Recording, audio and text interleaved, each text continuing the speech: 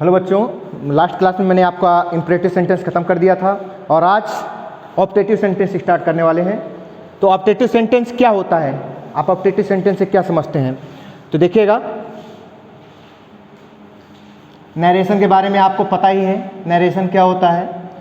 आज आपका second last topic चल रहा है नरेशन में, ऑप्टेटिव सेंटेंस। इसके बाद आपका एक टॉपिक और है, एक्सक्लेमेटरी सेंटेंस, तो वो भी छोटा ही है। और ऑप्टेटिव सेंटेंस आज आपका फिनिश हो जाएगा। तो ऑप्टेटिव सेंटेंस क्या होता है, सबसे पहले हम ये जान लें कि ऑप्टेटिव सेंटेंस क्या है। ऑप्टेटिव सेंटेंस, कई बार ऐसा होता है कि जब हम सेंटेंस के बारे में पढ़ते हैं तो हम ये देख पाते हैं कि they are 4 kinds of sentence. Which are they are statement, command, question and exclamation. लेकिन कुछ बुक्स में they are 5 kinds of sentence. They are assertive sentence, interrogative sentence, imperative sentence, optative sentence and exclamatory sentence. तो ये जो optative sentence है, this is the part of, we can say this is the part of exclamation, है ना। तो ये कई बार ऐसा होता है कि कुछ इंपरेटिव सेंटेंसेस ऐसे होते हैं जिनमें हम एक्सक्लेमेटरी साइन का प्रयोग करते हैं।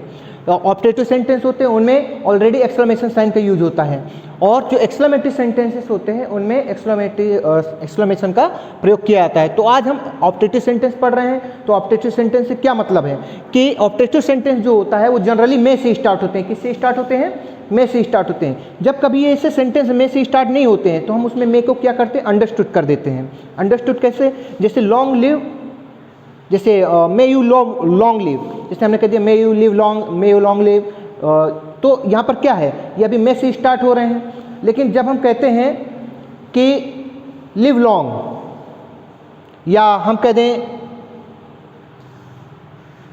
गॉड सेव यू, तो ये क्या है? यहाँ पर मे अंडरस्टूड होता है। तो आज हम इसी के बारे में पढ़ेंगे, ऑप्टेटिव सेंटेंस के बारे में। तो सबसे पहले हम इसकी डेफिनेशन समझ लें कि डेफिनेशन क्या होती है, ऑप्टेटिव सेंटेंस कहते क्या है, किसे हैं, इससे किसका भाव स्पष्ट होता है, हम इसको कैसे पहचाने कि ऑप्टेटिव सेंटेंस है। तो ऑप्टेटिव सेंटेंस को कैसे डिफाइन करते हैं, how to define to the optative sentence. तो देख लीजिएगा इसका।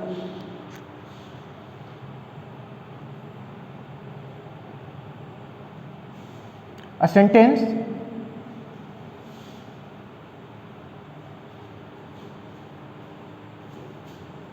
which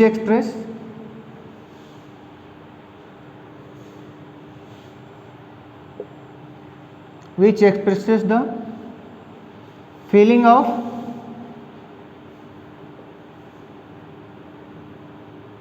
wish, pray, curse or bless। A sentence which expresses the feeling of wish, pray, curse और bless, जिससे इच्छा का बोध होता है, जिससे निवेदन या प्रार्थना का बोध होता है, अभिशाप का बोध होता है या वरदान का बोध होता है, तो हम उसे कहते हैं ऑप्टेटिव सेंटेंस। अब जो ऑप्टेटिव सेंटेंस होते हैं तो in the end of the sentence, या हम कह सकते हैं कि जो इसमें एक्सक्लेमेशन साइन होता है कि it has an exclamation sign also at the end of sentence. तो यहाँ पर क्या हो जाएगा? It has an exclamation sign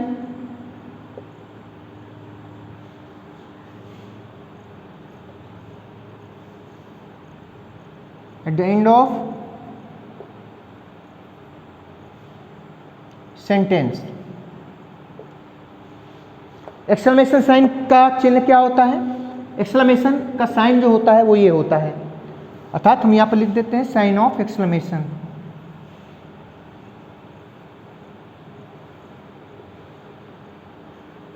ये एक्सक्लेमेशन का साइन होता है। तो अब जब हम इसको पढ़ेंगे कि इस ऑप्टेटिव सेंटेंस को इनडायरेक्ट नरेशन में कैसे चेंज करें, तो इसका एग्जांपल जैसे आप देख लीजिए। ऑप्टेटिव सेंटेंस का एग्जांपल होता है जैसे मे God bless you, may God bless you, ये आपका क्या है?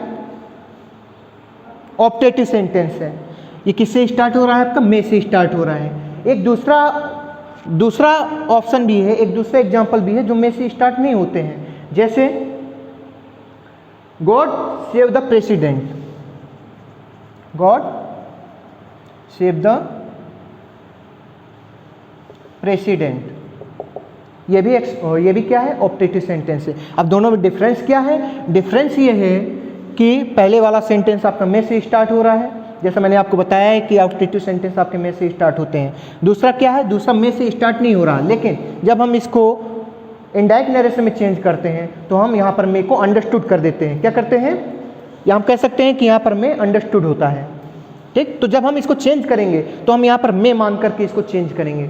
ठीक है, आ रही बात समझ में? अब देखिएगा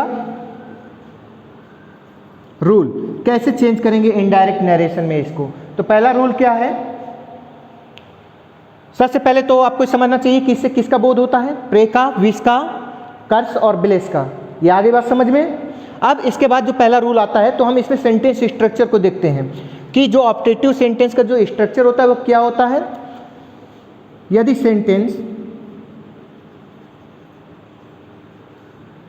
sentence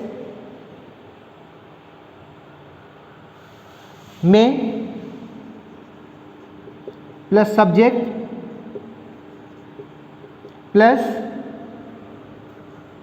MV1 plus object plus exclamation sign है। क्या कह रहा है? यदि रिपोर्टेड स्पीच में ऑप्टेटिव सेंटेंस में plus subject plus MV first अर्थात मेन वर्ब की first form plus object plus exclamation sign अगर लगा हुआ है तो इसको कैसे चेंज करेंगे, तो इनडायरेक्ट स्पीच में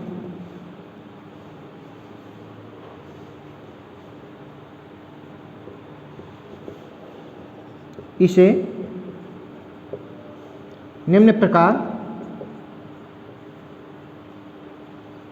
चेंज करते हैं। अब कैसे चेंज करते हैं? पहला स्टेप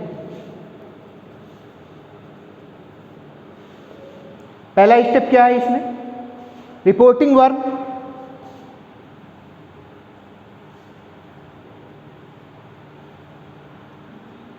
से सेस और सेट को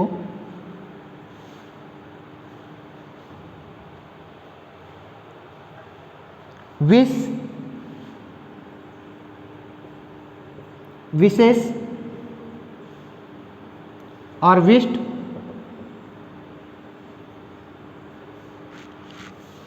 प्रे, प्रेज और प्रेड, या कर्स, कर्सेस और कर्स, या ब्लेस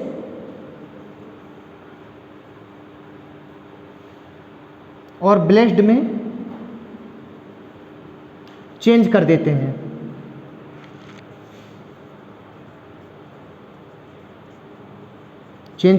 ये आपका पहला स्टेप है। नेक्स्ट स्टेप क्या है? इसका नेक्स्ट स्टेप है कॉमा एंड इन्वर्टेड कॉमा को हटा करके कंजक्शन डायरेक्ट का प्रयोग करते हैं।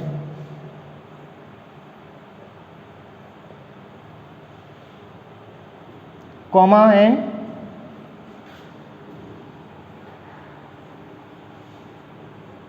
इन्वर्टेड कॉमा को हटाकर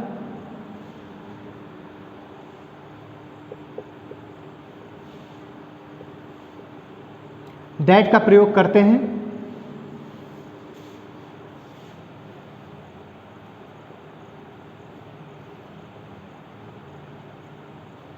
नेक्स्ट स्टेप मे को माइट में चेंज कर देते हैं।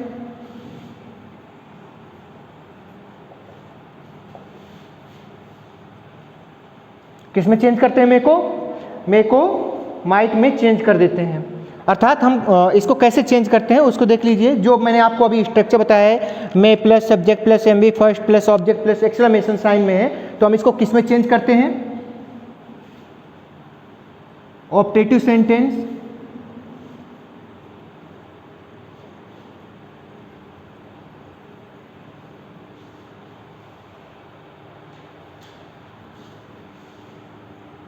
में plus subject plus MV1 plus object plus exclamation sign को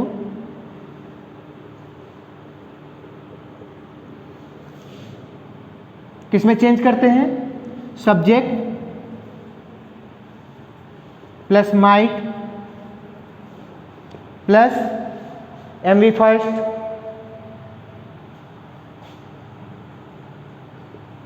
plus object plus full stop में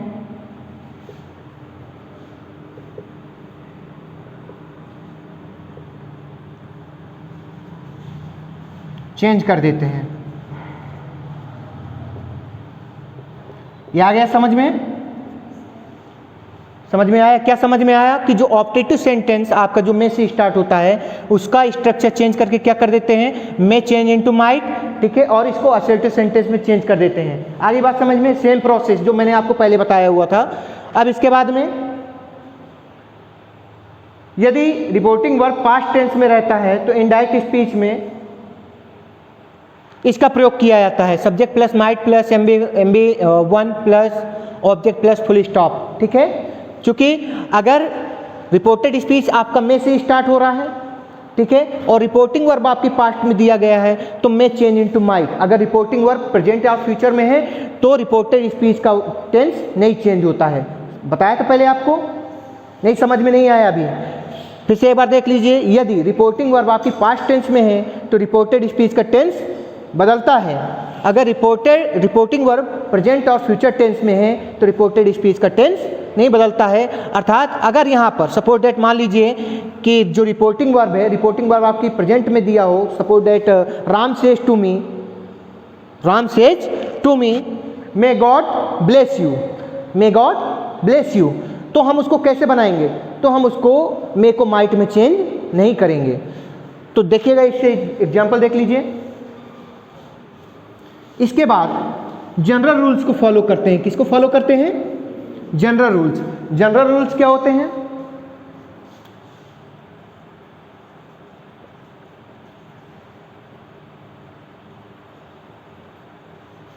जनरल रूल्स को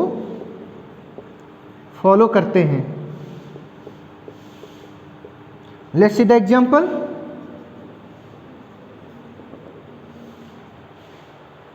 He said, may God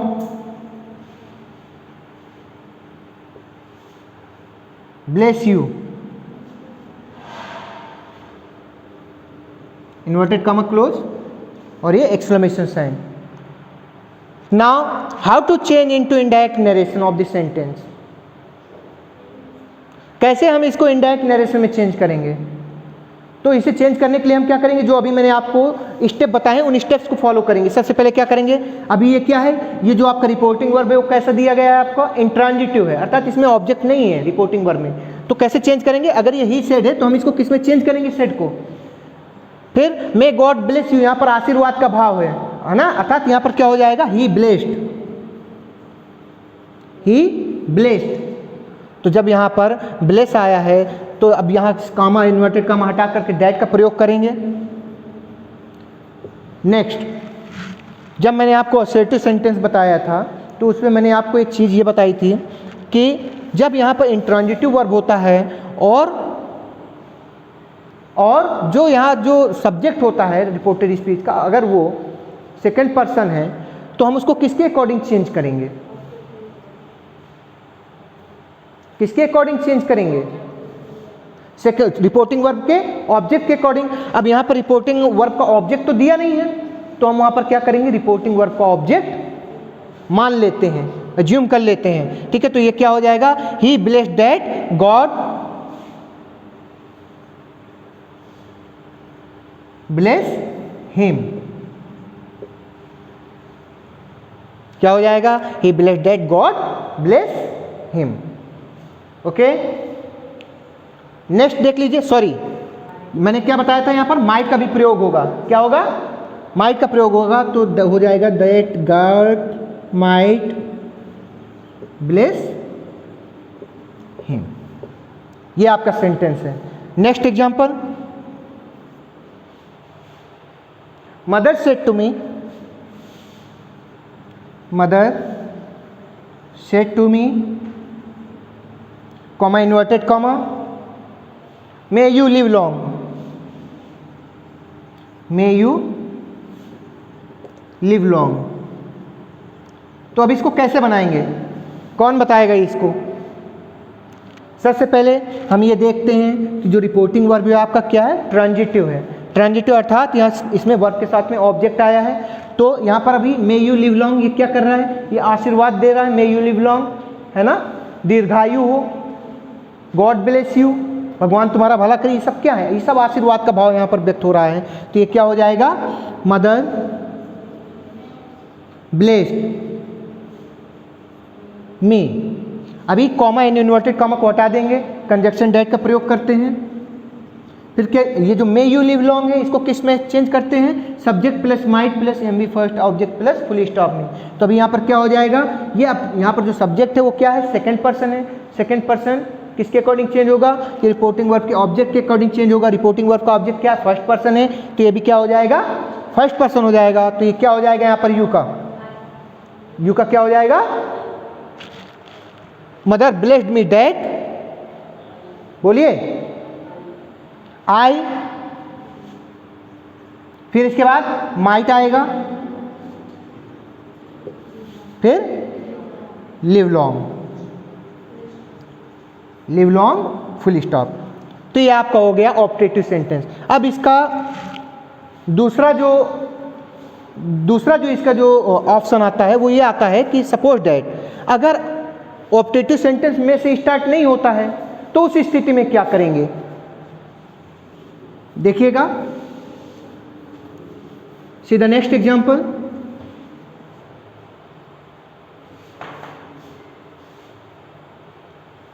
the audience said,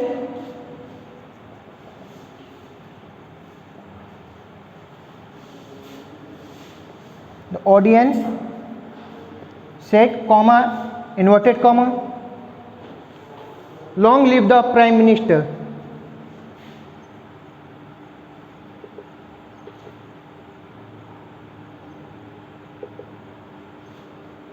Long live the prime minister, inverted comma close. अभी इसको कैसे बनाएंगे, अब इसमें मैं तो है नहीं है, तो हम यहाँ पर क्या करेंगे, यहाँ पर मैं अंडरस्टूड है, ठीक है, हम यहाँ पर मैं मान लेते हैं, फिर इसके अकॉर्डिंग हम चेंज करते हैं। चेंजिंग का रूल सेम है, ठीक है। तो इसको कैसे बनाएंगे, long live the prime minister, यहाँ पर क्या कर रहा है, प्रे कर रहा है, क्या कर रहा है, ये प्रे कर रहा है। तो यहाँ पर हो जाएगा द ऑडियंस प्रेड दैट, अभी यहाँ पर जो प्राइम मिनिस्टर ये थर्ड पर्सन है, तो यहाँ पर हो जाएगा दैट द प्राइम मिनिस्टर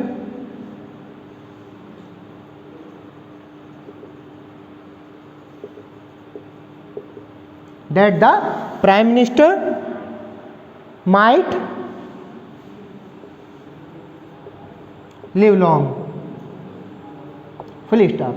तो ये था आपका ऑप्टेटिव सेंटेंस। इस प्रकार से जितने भी इस प्रकार के सेंटेंसेस आते हैं, में से स्टार्ट होते हैं या में से नहीं भी स्टार्ट होते हैं, में से अगर स्टार्ट नहीं होते तो हम वहाँ पर में को अंडरस्टूड कर देते हैं, और अगर में से स्टार्ट होते हैं तो उसको, जैसे अभी मैंने आपको बताया उस प्रकार से उसको चेंज कर देते हैं, और यहीं से आपका ऑप्टेटिव सेंटेंस आज फिनिश होता है।